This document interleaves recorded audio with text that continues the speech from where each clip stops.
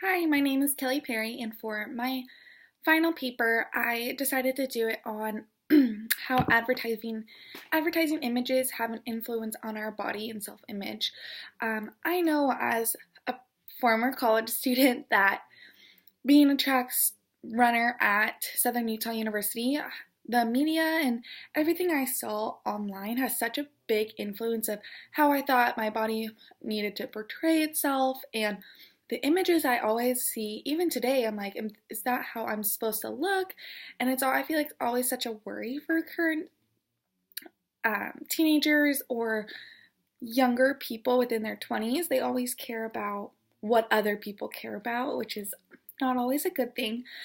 So that is why I decided to do this paper. I found it very personal and that I could connect it to just trials that I've had in my own life and help other people realize that what you see on TV is just not how you should really think you need to look for real life. It's not the same. And I thought it was very important. And the results I found were super interesting.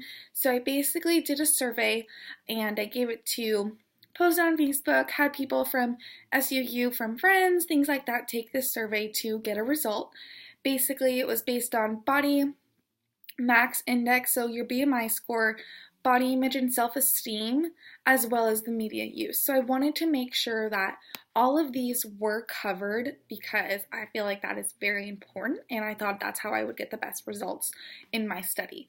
So kind of going over my results for the BMI, the body mass index, I used the information provided in my first section of my survey labeled general information. So this was to calculate each participant's BMI, so their body mass index.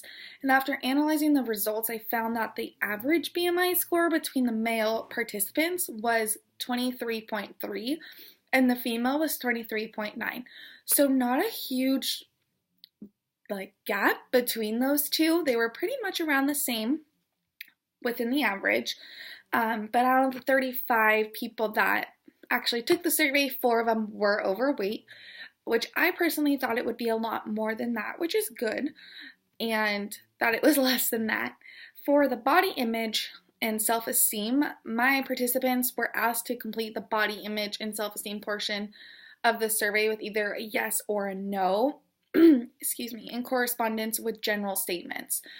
So for graphing purposes, the no was weighted for equivalent to 2 points, and the yes was equivalent to 1 point. This was just for me to be able to create a graph and show the fluctuation between these two responses. So out of the 29 questions in this section, I found 9 questions that provided information that was important and useful for my actual study. So the statements, I think I have a positive attitude about myself and I'm satisfied with myself were agreed with the majority of both female and male students, with 82% of the participants agreeing with the first statement and 74% agreeing with the second statement. So the next question that provided some interesting information that I found interesting was the statement, I obsess about my body. So focusing on gender differences, the majority of females, so 53.9% of them, agreed with this statement, while the majority of males disagreed, which was 87.5%. And I find that very true. I think a lot of females are a lot harder on their body image than men are.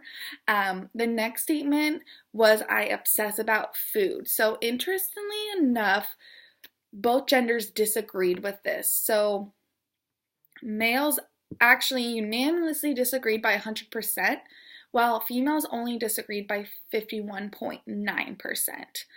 And so the next one is going to be, most of the time I am preoccupied with my weight, resulting in 100% male disagreement and 51% female disagreement as well. And so within that, the next question that I also found that was interesting was the majority of females, 63%, agreed with the statement, I feel like I'm fat, even though others tell me I look fine.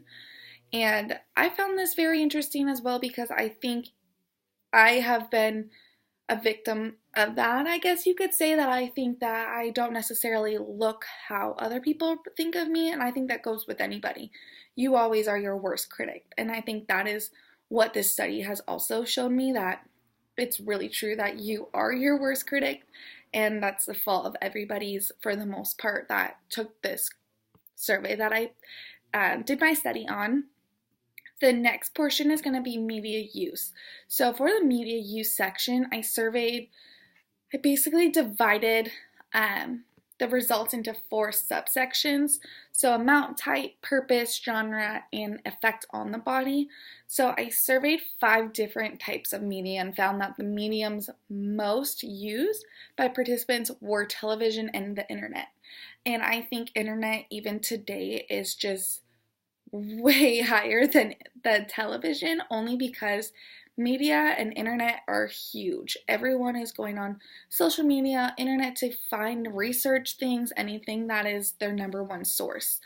And so the mediums least used were newspapers and magazines. And so 71% of participants using them less than an hour a week. And I think that is very true.